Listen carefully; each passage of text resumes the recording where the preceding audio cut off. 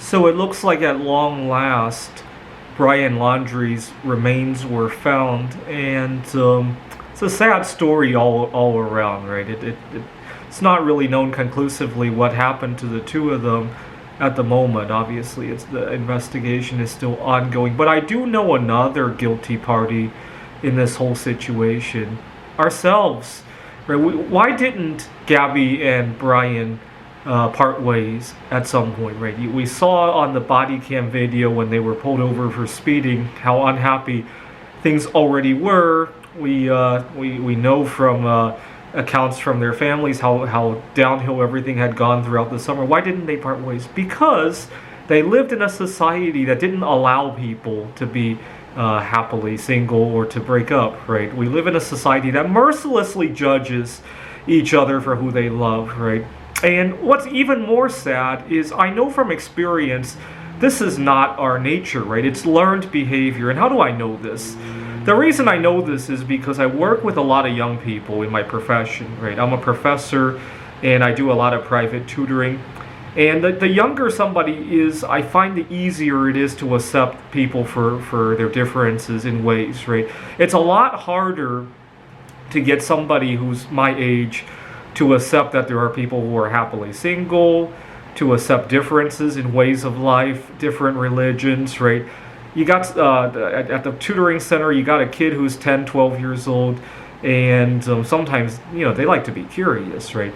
They like to ask if I'm married, if I have a family, if I have children. And it's very easy to tell these people how I'm happily single, right? It's a lot harder to tell a college student. It's still manageable. It's impossible to tell somebody who's been happily married for 20 years that there's any other way around, right? So I know this is learned behavior. I know this is not we are born to discriminate, right? The same goes with a lot of other differences in life, right? I have dietary restrictions because I'm a high-functioning autistic. It's a lot easier to refuse food from a child, right? So at the tutoring center, I recently learned this. There are two different flavors of Twix candy bar, left and a right. And one of the kids there was curious if I liked left or right Twix better, and he wanted me to try some. He had brought some in, wanted me to try some, and I had to break the news to him that I have avoided sugar for more than half of my lifetime. I had to break the news to him, and he was like, "Oh, come on!"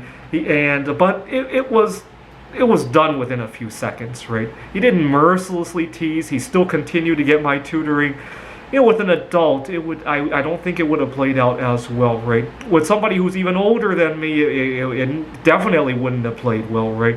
Sometimes people who are older than me treat me almost like a mother or a father figure, and they worry that I'm missing out on these favorite foods. They're arrogant, right? They think they know better about how I want to enjoy my life than how I want to enjoy my life.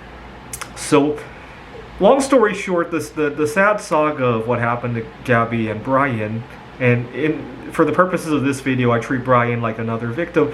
For the purposes of that, I feel guilty that, as part of society, that I contributed to them not being happy to part ways, right?